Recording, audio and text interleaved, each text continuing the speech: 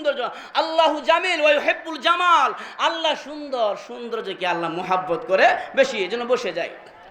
আল্লাহ নবী বিশ্ব নবী রাহমাতুল লিল আলামিন বলেন, জিবরাইল রে, আল্লাহ জাহান্নামের ওয়াজ তোমারে শোনাইলেন। বলে, হ্যাঁ রে জিবরাইল, আমি নবীকে জাহান্নামের বর্ণনা শোনায়া দাও, আমার উম্মতদেরকে আমি জাহান্নামের বর্ণনা শোনায়া দিব।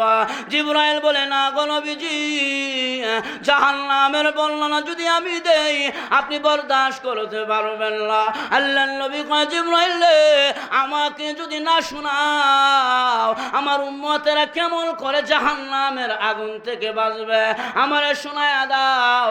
হযরত জিবরাইল আলাইহিস সালাতু ওয়াস সালাম এক নম্বর জাহান্নামের বর্ণনা দিলেন। নবীজি জাহান্নামের বর্ণনা শুনিয়া চোখের পানি ছেড়ে কান্না করতে আরম্ভ করলেন। জিবরাইল দ্বিতীয় নম্বর জাহান্নামের বর্ণনা দিলেন। আল্লাহর নবী আরো বেশি কাঁদে। জিবরাইল তৃতীয় নম্বর জাহান্নামের বর্ণনা দিলেন। আল্লাহর নবীর কান্না বেড়ে গেল, নবীজি চোখের পানি ছেড়ে কাঁদেন। এইভাবে 4 নম্বর, 5 নম্বর, 6 নম্বর জাহান্নামের বর্ণনা দেওয়ার পর নবীজির চোখ দিয়া পানি ঝর্ণার মতো পড়তে আরম্ভ করেছে। আল্লাহর নবী চোখের পানি ছেড়ে কাঁদে। আল্লাহর নবী কয়, জিবরাইল রে, 7 নম্বর জাহান্নামের বর্ণনা দাও। জিবরাইল কয়, না গো নবীজি, 7 নম্বর জাহান্নামের বর্ণনা দিলে আপনি বরদাস্ত করতে পারবেন না। আল্লাহর নবী কয়, না, আমাকে শোনায়া দাও 7 নম্বর জাহান্নামের বর্ণনা। এবার জিবরাইল আলাইহিস সালাতু ওয়াস সালাম 7 নম্বর জাহান্নামের বর্ণনা দিলেন। এমন সময় জিবরাইল চলে গেলেন। আল্লাহর নবী 7 নম্বর জাহান্নামের বর্ণনা শুনিয়া নবীজি বেহুশ হয়ে জমিনে পড়ে গেলেন। আল্লাহর নবী কথা বলে না, জাহান্নামের ভয়াবহতার কথা শুনিয়া নবীজি বেহুশ হয়ে পড়ে গেলেন। আল্লাহর নবীকে হুঁশে আনা হলো। আল্লাহর নবী হুঁশে আসার পরে খাইতে গেলেও নবী জাহান্নামের কথা স্মরণ হয়, বসতে গেলেও নবী জাহান্নামের কথা স্মরণ হয়। আল্লাহ, আমার একটা উম্মত জাহান্নামের আগুন থেকে বাঁচবে না। আল্লাহর নবী কান্না করে খায় না, পান করে না, শুধু জাহান্নামের ভয়াবহতার চিন্তায়। একদিন আল্লাহর নবী আম্মা জান আয়েশাকে বলেন, আয়েশা গো, দরজাটা লাগায়া দাও, আমি আমার উম্মতের জন্য আল্লাহর দরবারে কিছু রুনা জারি করব, আল্লাহর দরবারে কান্নাকারি করব। আম্মা জান আয়েশা রাদিয়াল্লাহু আনহা দরজা লাগায়া দিলেন। আল্লাহর নবী জমিনের মধ্যে যায় নামাজ বিছাইয়া নবীজি সাজদায় পড়ে কান্না করতে আরম্ভ করলেন। আম্মা জান আয়েশা বলেন, আমার জীবনে আমি কত কান্না দেখেছি, কিন্তু আল্লাহর নবী আজকের মতন কোনোদিন এইভাবে চোখের পানি ছেড়ে কাঁদে নাই। নবীজির কান্নায় যায় নামাজ ভিজে গেছে। আর মদিনাতে সাহাবায়ে কেরাম নবীজিকে না পেয়ে পাগলের মতো হয়ে গেছে। আবু বকর দৌড়ায়, উমর দৌড়ায়, আল্লাহর নবীরে কোথায় পাওয়া যায় না। এবার সকলে ছুটাছুটি করতে লাগলেন, নবীজির সন্ধান পাওয়া যায় না। সবাই নবীজিকে খুঁজে। আবু বকর সিদ্দিক রাদিয়াল্লাহু আনহু দৌড়ায় আম্মা জান আয়েশার ঘরের কাছে গেলেন। ঘরের কাছে যাইয়া বাইরে থেকে আবু বকর শুনে নবীজি গুনগুন করে চোখের পানি ছেড়ে কান্না করে। আল্লাহর নবী বিশ্ব নবী রাহমাতুল লিল আলামিনের কান্নার আওয়াজ বাহিরে আসতেছে। নবীজি কাঁদে। আবু বকর নবীর ঘরের দরজার সামনে দাঁড়াইয়া ডাক দিয়েছে, ইয়া রাসূলুল্লাহ, ইয়া হাবিবাল্লাহ, ও আল্লাহর নবী, আমি আপনার হেরা গুয়ার সাথে আবু বকর, দরজা খুলেন না। কি ব্যথা পাইয়া গো আপনি কান্না করেন? আল্লাহর নবী দরজা খুলে না, আম্মা জান আয়েশা দরজা খুলে না। আবু বকর বলেন, নবী গো, আপনি যদি এইভাবে কাঁদেন আমরা সাহাবীরা কেমন করে বরদাস্ত করব? ওগো আল্লাহর নবী দরজা খুলেন। নবীজির ঘরে দরজা খোলা হলো না। আবু বকর দাঁড়ায় দাঁড়ায়া নবীর সাথে কান্না করে। এমন সময় মদিনার বীর বাহাদুর উমর রাদিয়াল্লাহু আনহু চলে আসছেন। এসে বলে, আবু বকর, নবীর সন্ধান পেয়েছ? না, নবীকে তো আমরা ঘরের ভিতরে দেখে। আল্লাহর নবী কাঁদে, দরজা খুলে না। হযরত উমর গিয়া করাঘাত করেছে আর বলেছেন, নবী গো, আমি উমর আসছি, দরজাটা খুলেন। ওগো নবীজি, আমি উমর।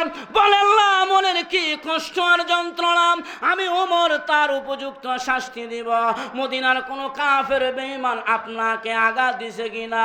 নবীর ঘরের দরজা খোলে না। আল্লাহর নবী উম্মতের জন্য আরো বেশি করে কাঁদে। উমর দাঁড়ায় দাঁড়ায় চোখের পানি ছেড়ে কান্না করে। আবু বকর দাঁড়ায় দাঁড়ায় কাঁদে। মদিনার সাহাবীরা আল্লাহর নবীজিকে না পাইয়া সবাই আম্মা জান আয়েশার ঘরে আসলেন। আয়েশার ঘরে আসিয়া দাঁড়ায় দাঁড়ায় কাঁদে। সাহাবীরা বলে, হে নবীর সাহাবীরা, এইভাবে নবী দরজা খুলবে না।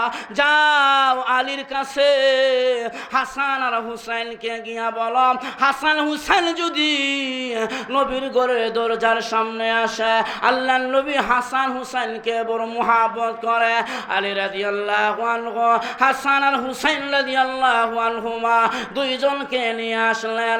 হযরত হুসাইন রাদিয়াল্লাহু আনহু আল্লাহর নবীর ঘরের দরজার মধ্যে করাঘাত করে বলে, না না,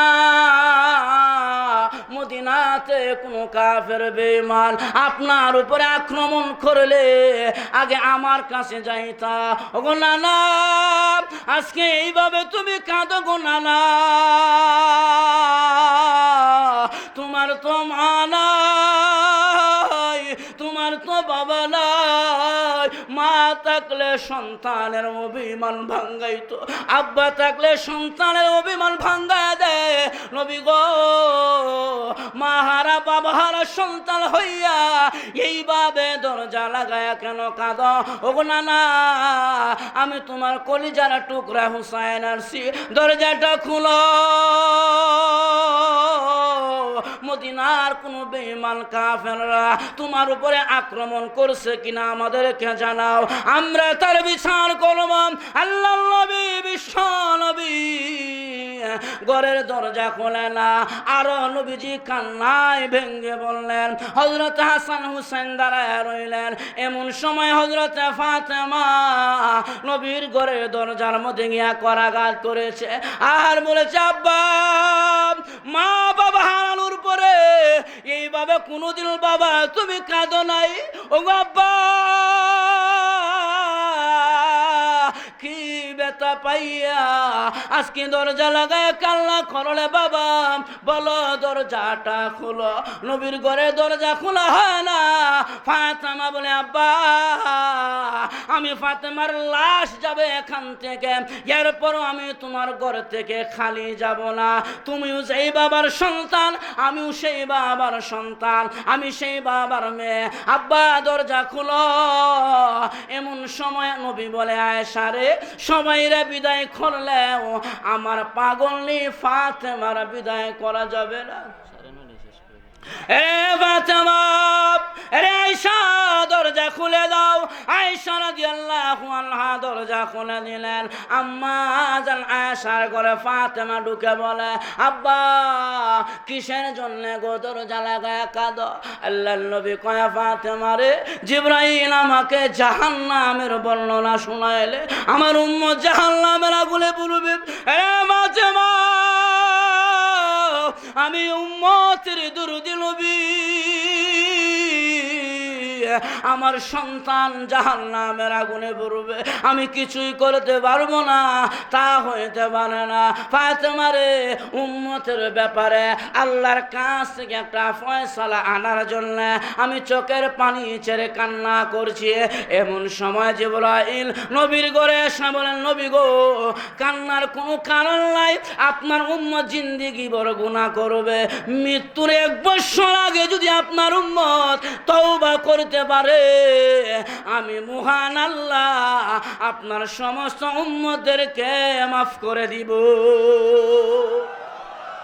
আল্লাহর নবী কয়েন, আরে জিবরাইল, অনেক লম্বা সময় হয়ে যায়, সময়টা আরো কমায়া দাও। আল্লাহ কয় জিবরাইল যাও নবীরে জানায়া দাও মৃত্যুর 6 মাস আগে যদি তার উম্মত তওবা করতে পারে আমি আল্লাহ মাফ করে দিব। আল্লাহ নবী কয় না রে জিবরাইল না, আরো সময় কমায়া দাও। কমাইতে কমাইতে মহান আল্লাহ কোরআনের আয়াত নাজিল করে নবীরে জানায়া দেয় ওয়ালা সাউফা ইউতিকা রাব্বুকা ফাতারদা। নবীজি টেনশন করিয়েন না, হাসরের মাঠে উম্মতের বেলায় আপনি নবীকে সন্তুষ্টি করা হবে। এই আয়াতের ব্যাখ্যায় তাফসীরে কাসিরের মধ্যে লিখেছে সমস্ত জাহান্নামীরা জাহান্নামে যাবে, জান্নাতীরা জান্নাতে যাওয়ার পর আমার নবীকে মহান আল্লাহ বলবেন হাল রাদিতু ইয়া মুহাম্মদ, মুহাম্মদ তুমি কি খুশি হয়েছ? নবী কয় না আমার উম্মতে কোন জাহান্নামে আছে। আল্লাহ কয়ে যান আপনার উসিলায় কিছু উম্মতদেরকে মাফ করে দিলাম। এরপরে আমার আল্লাহ বলবেন হাল রাদিতু ইয়া মুহাম্মদ, মুহাম্মদ তুমি কি খুশি? নবী কয় না আর উম্মত আছে। এইভাবে উম্মতদেরকে জাহান্নাম থেকে আনতে আনতে আমার আল্লাহ বলবেন নবী গো আপনি কি খুশি? নবী কয় না যতক্ষণ পর্যন্ত একজন উম্মত জাহান্নামে থাকবে আমি নবী খুশি হব না। আমার আল্লাহ তখন বলেন নবী গো আপনার সমস্ত উম্মতদেরকে আমি আল্লাহ জাহান্নাম থেকে উঠাইয়া জান্নাতীবাসী করিয়া আপনি নবীকে খুশি করে দিব। ওয়ালা সাউফা ইউতিকা রাব্বুকা ফাতারদা, নবী আপনাকে উম্মতের বেলায় আমি আল্লাহ খুশি করব। ও মুসলমান ভাইয়েরা, তাহলে যেই জাহান্নামের বর্ণনা শুনিয়া আল্লাহর নবী পর্যন্ত বেহুশ হয়ে গেলেন, ওই জাহান্নাম সহজ না কঠিন? আরো জোরে বলেন সহজ না কঠিন? ঠিক ভাই, এজন্য দুই কারণে মানুষ জাহান্নামে যাবে।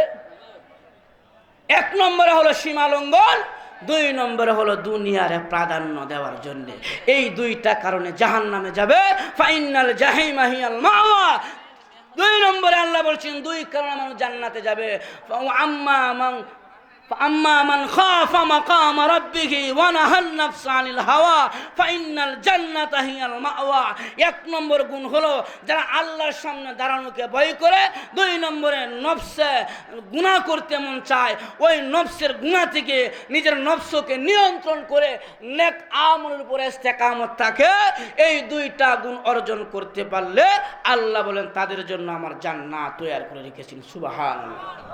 জান্নাতে যাইতে চাই কি চাই না? জন্য এক নম্বরে হলো আল্লাহর সামনে দাঁড়ানোকে ভয় করতে হবে। দুই নম্বরে নফস চায় গান শুনতে, নফস চায় নামাজ কাজা করতে, নফস চায় জিনা করতে। যেরকম চায় কি চায় না? আজকে নফসের দোকায় পড়ে আমরা কতই গুনাহ করে ফেলছি, যেরকম ঠিক না? যেন নফসকে জিহাদের মাধ্যমে নিজের নফসকে যারা কন্ট্রোল করতে পারবেন, ওয়ানহান নাফস আনিল হাওয়া, নফস হাওয়াকে যারা কন্ট্রোল করবে, নেক আমল করবে, আল্লাহ বলেন তাদের জন্য জান্নাতুল মাওয়া আমি আল্লাহ বরাদ্দ করে রেখে দিয়েছি। সুবহানাল্লাহ। তাহলে এক নম্বরে কথা হলো দুই কারণে জাহান্নামে যাবে। এক নম্বরে সীমা লঙ্ঘন করা, দুই নম্বরে দুনিয়ারে প্রাধান্য দেওয়া আখিরাতের তুলনায়। এই দুইটা কারণ যাদের মধ্যে পাওয়া যাবে তারা হবে জাহান্নাম।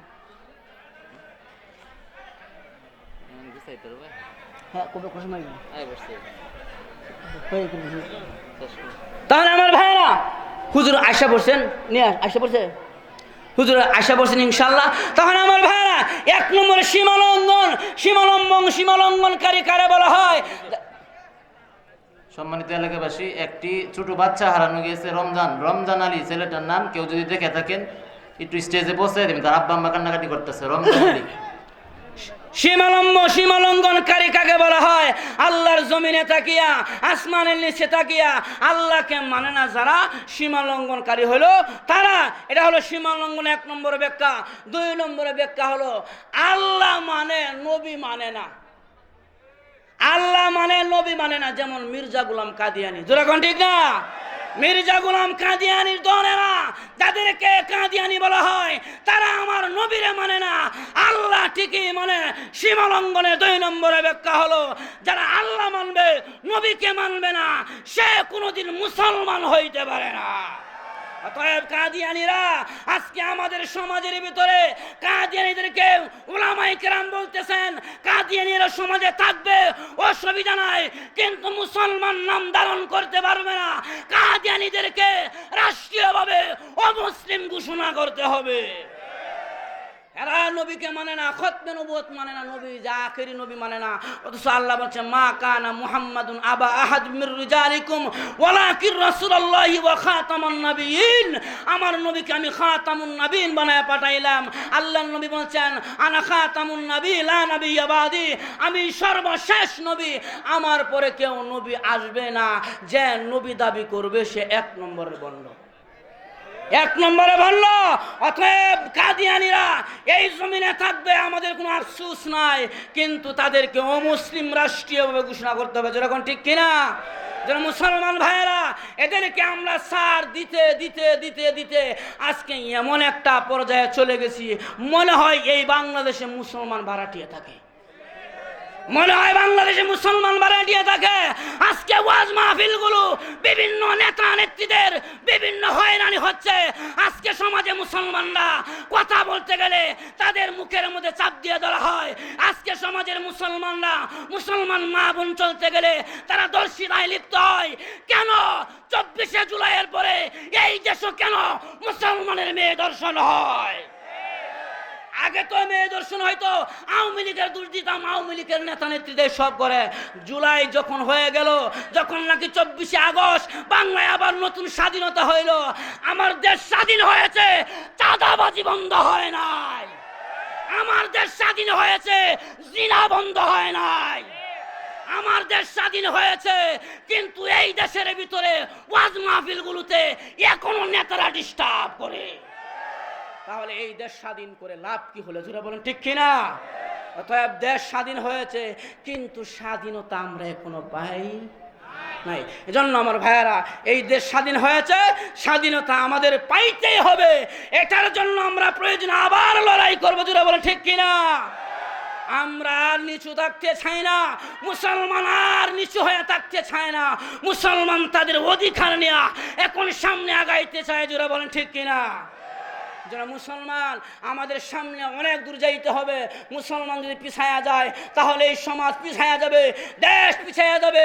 আজকে বিভিন্ন দেশকে খুশি করার জন্য সাইনবোর্ড ইসলামের লাগায়, কিন্তু ভিতরে ভিতরে দাদাদের সাথে হাত রাখে। আজকে দেশে ওই দেশকে খুশি করার জন্য বিভিন্ন অনুষ্ঠানের মধ্যে বলে আমরা মুসলমানের পক্ষে আছি, মুসলমানদের জন্য আমাদের জীবন, কিন্তু ভিতরে ভিতরে ভারতের মোদির সাথে বাও মুসলমানের সাথে আছি বলে আমাদেরকে সান্ত্বনা দেয়, কিন্তু ভিতরে ভিতরে পশ্চিমাদের গোলামি করবার জন্য ওয়াদা করেছে। জন্য এই দেশ আর পশ্চিমাদের গোলামি করবে না, এই দেশ ভারতের গোলামি করবে না। মুসলমান তার স্বাধীনতা নিয়ে সামনে এগিয়ে যাবে। জোরে বলেন ঠিক কিনা? ভাইয়ার আমার, সামনে আমাদের বড় সামনে আমাদের কঠিন দিন আসতেছে, আমাদেরকে ওই দিনের মোকাবেলা করতে হবে। মোকাবেলা করতে গেলে মুসলমান ঐক্যবদ্ধ থাকতে হবে। জোরে বলেন ঠিক কিনা? বিচ্ছিন্ন আকারে থাকি তাহলে কিন্তু ওই মোকাবেলা করে বাতিলের সাথে আমরা পরাজয় হয়ে যাব, বিজয় করতে পারবে না।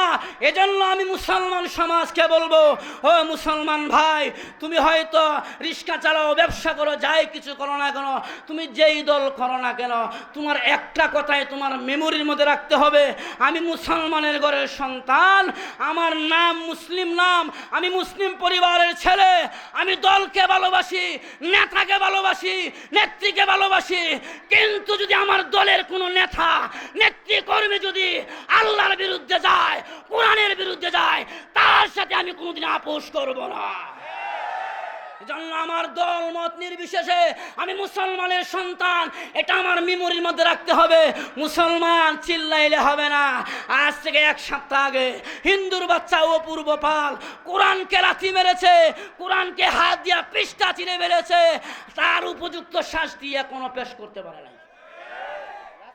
আপনারা যদি দেখতেন সমাজে নেতার বিরুদ্ধে কথা বললে তাড়াতাড়ি তার অ্যাকশন, নেত্রীর বিরুদ্ধে করলে অ্যাকশন, দলের বিরুদ্ধে করলে অ্যাকশন, কিন্তু আমার আল্লাহর কোরআন যে হাত দিয়ে ছিঁড়লো পা দিয়া, সেই কোরআনকে লাথি মারলো, ওই কোরআনের বেয়াদবের শাস্তি গ্রেফতার করলে হবে না, তাকে জিন্দা মাটির নিচে পুঁতে ফেলতে হবে।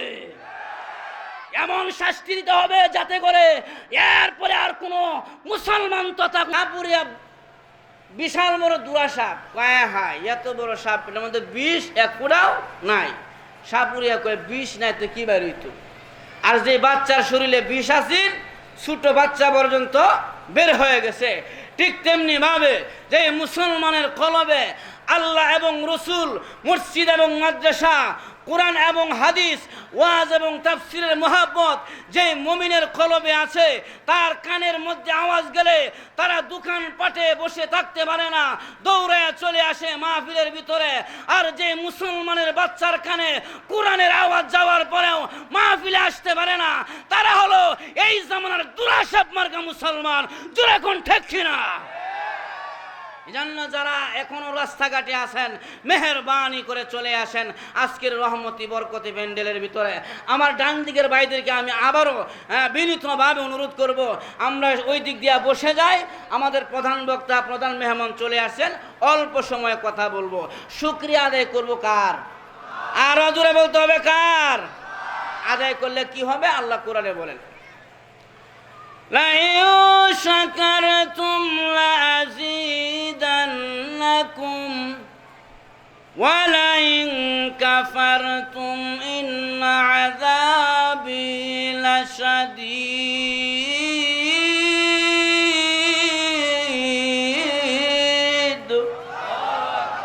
আল্লাহ কয় বেশি বেশি করে আমি আল্লাহ নিয়ামতের শুকরিয়া আদায় করো।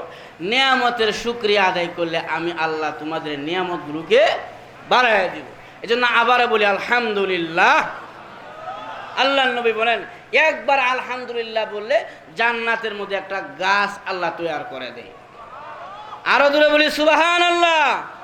একটা গাছ হয়ে গেছে। আবারও বলি সুবহানাল্লাহ, আবারও বলি সুবহানাল্লাহ। যতবার সুবহানাল্লাহ বলবেন জান্নাতের মধ্যে একটা গাছ আল্লাহ তৈরি করে দেয়। আল্লাহ নবী বিশ্ব নবী রাহমাতুল লিল আলামিন বলেন, আমার সাহাবীরা ওই সুবহানাল্লাহ বললে ওলা বান্দার জন্য জান্নাতের মধ্যে এমন একটা গাছ আল্লাহ তৈরি করে দেয়। যদি কোনো যুবক একটা তেজি গুণা নিয়া 100 বছর পর্যন্ত দৌড়ায়, তথাপি জান্নাতের গাছের ছায়া শেষ করতে পারবে না। আরো জোরে বলি, তাহলে জান্নাতের গাছের ছায়া এবং জান্নাতের গাছের গাছ দরকার আছে না নাই? তাহলে জোরে জোরে বলতে হবে সুবহানাল্লাহ। রাজি আছেন আমার ভাইয়েরা? আমি আপনাদের সামনে পবিত্র কালামের ছোট্ট একখান সূরার ছোট্ট একখান আয়াতে কারিমা তেলাওয়াত করেছি। আমার তেলাওয়াত কিন্তু আয়াতে আল্লাহ বলেন, ফাম্মা মান তাগা ওয়া আসারুল হায়াতাদ দুনিয়া ফাইন্নাল জাহিমা হিয়াল মাওয়া। মানুষ দুইটি কারণে জাহান্নামে যাবে। কয়টি কারণে? কথা বুঝেন, মানুষ কয়েক কারণে জাহান্নামে যাবে? দুই কারণে। দুই কারণে জাহান্নামে যাবে। আমার আয়াতের শেষ অংশে আল্লাহ বলছেন, দুইটি গুণ অর্জন করতে পারলে জান্নাতে যাবে। দুই গুণে জান্নাতি, দুই কারণে জাহান্নামী। আল্লাহ জাহান্নামের আলোচনাটা আগে এনেছেন, কারণ জাহান্নাম অনেক কঠিন। আল্লাহ নবী বলেন, আন্নার ও আসাদ্দু হাররা, জাহান্নামের আগুন দুনিয়ার আগুনের চাইতে আরো 69 গুণ পাওয়ার বেশি। যেন জাহান্নাম বরদাস্ত করার মতন নয়। এজন্য আল্লাহ তাআলা জাহান্নামের আলোচনাটা আগে এনেছেন। কোন দুই কারণে মানুষ জাহান্নামে যাবে? আল্লাহ বলেন, ফাআম্মা মান তাগা, 1 নম্বরে সীমা লঙ্ঘন করার কারণে। কি করার কারণে? আরো জোরে কোন কি করার কারণে? সীমা লঙ্ঘন যারা করবে তারা জাহান্নামী হবে। সীমা লঙ্ঘন কারে বলে? আল্লাহর জমিনে থাকিয়া আল্লাহর আলো বাতাস খেয়ে আল্লাহর সূর্যের আলো ভোগ করে আল্লাহকে মানে না যারা, সীমা লঙ্ঘনকারী হলো তারা। ধরে গান, আল্লাহর জমিনে থাকিয়া আল্লাহর মানে না যারা, সীমা লঙ্ঘনকারী হলো তারা। আজকে আমাদের সমাজে সীমা লঙ্ঘনকারী আছে না নাই? আরো ধরে কোন আছে না নাই? আল্লাহকে গালি দেয়, নবীকে গালি দেয়। মুসলমানের আওয়াজ জুড়ে হইতে হবে। রাজি আছেন? মুসলমান আওয়াজ নিচু করতে করতে 92% মুসলমানের দেশ, যেরকম ঠিক না? এই দেশে রাস্তাঘাটে হাটে বাজারে মুসলমানের অভাব হয় না, কিন্তু মুসলমানের কণ্ঠ নিচু হওয়ার কারণে হিন্দুত্ববাদী সন্ত্রাসী হিন্দুর বাচ্চা মুসলমানের মেয়েকে দর্শন করে, যেরকম ঠিক কিনা? একমাত্র কারণ হলো আমাদের আওয়াজ নিচু হয়ে যাওয়ার কারণে বেঈমানরা আমাদের টুড়ি চেপে ধরেছে, আমাদের গলায় চেপে ধরেছে। মুসলমানের আওয়াজ আর নিচু করা যাবে না। মুসলমান নিচু জাতি নয়, মুসলমান সিংহের জাতি। আমরা পরিষ্কার ভাষায় জানিয়ে দিব, এটা মুসলমানের দেশ। মুসলমানের দেশে হিন্দু থাকবে, বৌদ্ধ থাকবে, নাসারা থাকবে, ইহুদি থাকবে, আমাদের কোনো দুঃখ নাই। যদি কোনো মুসলমানের গায়ে হিন্দুর বাচ্চা, বিধর্মীর বাচ্চা মুসলমানের গায়ে আঘাত দেয়, ওই হিন্দুর বাচ্চাকে ধরে হাত পা কাইটা রাস্তায় পঙ্গু বানায় ফেলে দেওয়া হবে। মুসলমান সোচ্চার থাকতে হবে। আওয়াজ নিচু দিতে দিতে আজকে মুসলমানের এমন অধপতন হইল, মুসলমান মেয়েকে দর্শন করে হিন্দুর বাচ্চা, দেখেন নাই? সোশ্যাল মিডিয়ায় দেখেন নাই? আবার মুসলমান তার পক্ষে, ওই মেয়ের পক্ষে প্রতিবাদ করায় আরেক হিন্দুর বাচ্চা মুসলমানদেরকে হত্যা করার হুমকি দেয়, হত্যা করার হুমকি দেয়। আমরা পরিষ্কার জানাই দিতে চাই, এই দেশের মধ্যে আমরা উচ্ছৃঙ্খল সৃষ্টি করতে চাই না। যদি প্রশাসন, দেশের আইন যদি এটার উপযুক্ত বিচার করতে না পারে, মুসলিম জাতি নিজের হাতে তার উপযুক্ত বিচার করবে। আজকে মিডিয়াগুলো এইসব প্রচার করে না। গাজীপুর মৌচাকে হিন্দুর বাচ্চা দর্শন করেছে 3 দিন একজন মহিলা মানুষের ছাত্রীকে, মিডিয়াগুলো প্রচার করে না। তারা এইগুলো দেখে না, কানার দলেরা তারা নিয়ে আসে প্রেমিক প্রেমিকার বিষয় নিয়ে, কার বউ 3 তালাক হইলো, কার বউ 4 তালাক হলো, এইটি নিয়ে তারা ব্যস্ত। নারে তাকবীর, আল্লাহু আকবার। আজকের উক্ত মাহফিলের বিশেষ অতিথি জনাব মোহাম্মদ শাহাদাত হোসেন শাহীন ভাই আমাদের মধ্যে উপস্থিত হয়েছে। সকলকে ওনাকে আমাদের মাদ্রাসার পক্ষ থেকে আন্তরিক মোবারকবাদ ও ধন্যবাদ। উপস্থিত হয়েছেন আমাদের মধ্যে আজকের বিশেষ অতিথি জনাব মঞ্জুরুল ইসলাম টিটু, আমাদের মাদ্রাসার পক্ষ থেকে ওনাকেও ধন্যবাদ। সকলকে ধন্যবাদ। আমার ভাইরা, তাহলে আল্লাহ বলছে ফাম্মা মান তাগা, 1 নম্বরে সীমা লঙ্ঘন যারা করবে তারা হবে জাহান্নামী। 2 নম্বরে ওয়া আসারুল হায়াতাদ দুনিয়া, যারা দুনিয়ারে প্রাধান্য দিবে আখিরাতের তুলনায়, তারাও হবে জাহান্নামী। আজকে দুনিয়াকে আমরা প্রাধান্য দিচ্ছি, এখন ঠিক না? দুনিয়ার লোভে পড়িয়া, দুনিয়া অর্জন করতে যায় মুসলমানের সন্তান বিধর্মীদের কাতারে দাঁড়ায়। আজকে গাজীপুরে আমি সেই কথাই বলবো, জমিয়তের নেতা নাসিরউদ্দিন পাটোয়ারি সেই হিন্দুত্ববাদীদেরকে বাঁচাইবার জন্য বিধর্মীদের সাথে হাত মিলিয়েছে। পরিষ্কার জানিয়ে দিতে চাই, এটা কোনো জমিয়তের দেশ নয়, মুসলমানের দেশ। শাহীন ভাইয়ের আগমন, মোহাম্মদ শাহাদাত হোসেন শাহীন ভাইয়ের আগমন আক্কারের মাদ্রাসার পক্ষ থেকে ধন্যবাদ। আমার ভাইয়েরা, এজন্য মিডিয়াগুলো প্রচার করবেন যাতে ধর্ষণকারীর উপযুক্ত বিচার আমার সমাজে হয়, যেরকম ঠিক কিনা? আরো যেরকম ঠিক কিনা? মানুষ 2 কারণে জাহান্নামে যাবে। 1 নম্বরে সীমা লঙ্ঘন করার কারণে, 2 নম্বরে দুনিয়াকে প্রাধান্য দেওয়ার কারণে। আল্লাহ বলেন ফাইন্নাল জাহিমা হিয়াল মাওয়া, জাহিম নামক জাহান্নামের ভিতরে ঢুকবে। জাহান্নাম বাবা কিন্তু কঠিন, যেরকম ঠিক কিনা? জাহান্নাম বড় কঠিন। আন্নারু আশাদ্দু হাররা, জাহান্নামের আগুন দুনিয়ার আগুনের চাইতে আরো 69 গুণ পাওয়ার বেশি।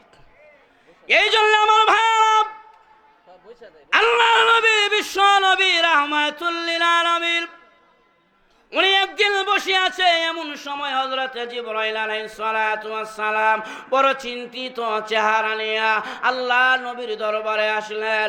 আল্লাহ নবী, বিশ্ব নবী রাহমাতুল লিল আলামিন বলেন, জিবরাইল রে, এমন চিন্তিত চেহারা নিয়ে কোনোদিন আমার দরবারে আসো নাই, আজকে তোমার চেহারার মধ্যে বড় চিন্তার ছাপ দেখা যায়। কারণ কি? জিবরাইল আলাইহিস সালাতু ওয়াস সালাম বলেন, ইয়া রাসূলুল্লাহ, ইয়া হাবিবাল্লাহ, আল্লাহর নবী গো, আজকে মহান আল্লাহ আমাকে জাহান্নামের বর্ণনা শোনাইলেন, জাহান্নামের ভয়াবহতার কথা শোনাইলেন। আল্লাহর নবী, বিশ্ব নবী রাহমাতুল লিল আলামিন বলেন, খারাপ লাগতেছে আপনার? খারাপ লাগতেছে? যদি খারাপ না লাগে তাহলে এদিক দিয়ে জায়গা আছে, পায়ে হাত দিয়ে বের করছি বিশাল বড় এক দুরাশা।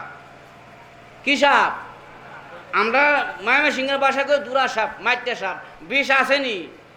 জোরে খান।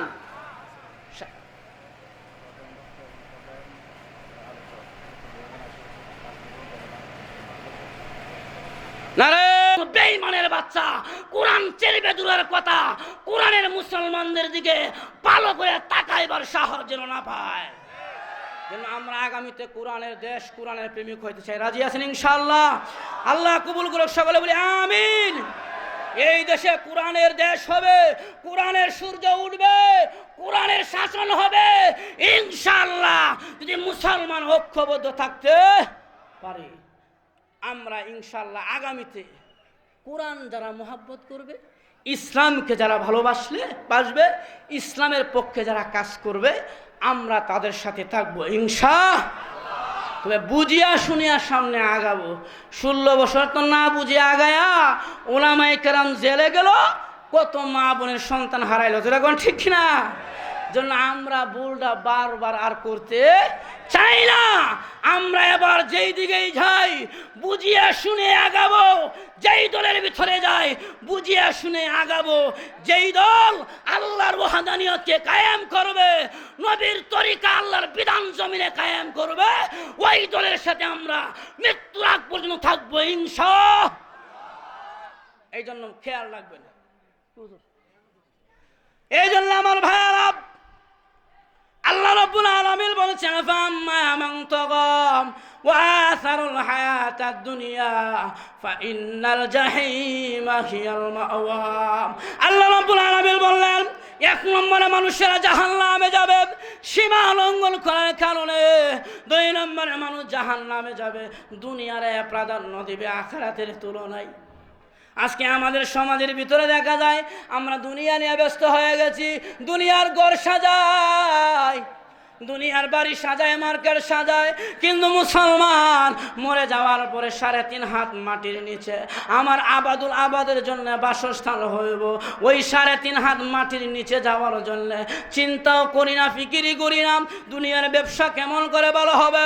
ওই ব্যবসা সাজায়, দুনিয়ার ঘর কত সুন্দর করে করা যায়। আমরা দুনিয়ার ঘরে সুন্দর করে সাজাইবার জন্য দুনিয়ার ঘরে বড় সুন্দর করে সাজায়, কিন্তু মরার পরে 3.5 হাত মাটির নিচে যে আমার ঘর হবে, এই ঘরটা কিন্তু বাবা আমরা সাজাই না। দুনিয়ার ঘর দেখবেন একজন 5 তলা তুলছে, আর একজন আমি 8 তলা তুলবো, আর একজন 10 তলা তুলবো, আর একজন প্রতিযোগিতা করে কে কত তালা উঠাইতে পারে। যেরকম ঠিক কিনা? কিন্তু মরার পরে আপনার আমার কি হাল হবে? মরার পরে কি 8 তলায় কেউ থাকতে পারবেন? যেরকম 20 তলায় এই যে সুন্দর করে মুজায় করে টাইস করে এয়ার কন্ডিশন, বাবারে বাবা, না গরম না শীত, কত সুন্দর করে ঘর বানায়। মরার পরে ভুতানে খুব আব্বারে এয়ার কন্ডিশনের ভিতরে 1 মাস রাখো দেখি, কইবে কেউ? নিজের সন্তান কইবে, ইমাম সাহেব মৃত্যু ব্যক্তিকে এত বেশি দেরি করতে নাই, তাড়াতাড়ি করেছে না, জানাজার নামাজ দিয়ে বিদায় করেন, তাড়াতাড়ি করে বিদায় করেন। লাশটার কষ্ট হচ্ছে, নিজের আপন সন্তান বলবে লাশকে বেশিক্ষণ মাটির উপরে রাখতে নাই। হুজুররা বলছে তাড়াতাড়ি করে বিদায় করেন, অথচ এই ছেলের জন্য, মেয়ের জন্য, বিবির জন্য হায়াসুস নামাজটা পর্যন্ত পড়তে পারে না। যখন আসেনি না নাই, নামাজ নাই, শুধু দুনিয়া দুনিয়া ইয়া দুনিয়া ইয়া দুনিয়া, অথচ 2টা চক্ষু বন্ধ হয়ে গেলে দুনিয়া খতম, তোমার পরকাল শুরু হয়ে যাবে। এজন্য ইউহিব্বুনা দুনিয়া ওয়া ইয়ানসাউনাল আখিরা। মানুষ দুনিয়ারে খুব মহব্বত করে, আখিরাতের কথা ভুলিয়া গিয়া কবরে মহব্বত করে না। নারে তাকবীর। আজকে মাহফিলের প্রধান